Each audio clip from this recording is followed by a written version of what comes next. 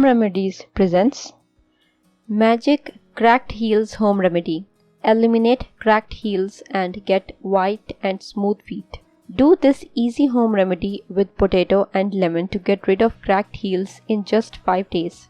Who does not wish to have smooth and soft heels? Interestingly, you only need a handful of ingredients from your kitchen to have perfectly smooth heels. Let's see how to make this incredible remedy. Ingredients: potato 1 small, lemon half, salt 1 tablespoon, toothpaste 1 teaspoon. Procedure: first, take a potato and extract its juice. Next, make a paste of 2 tablespoons potato juice, juice from half a lemon, and 1 tablespoon raw salt and 1 teaspoon of toothpaste. Now take the half lemon from which you have squeezed the juice and dip it in this mixture. Then scrub and massage the heels with it. Massage nicely for 5 minutes and leave it on for 15 minutes. Then wash it with normal water.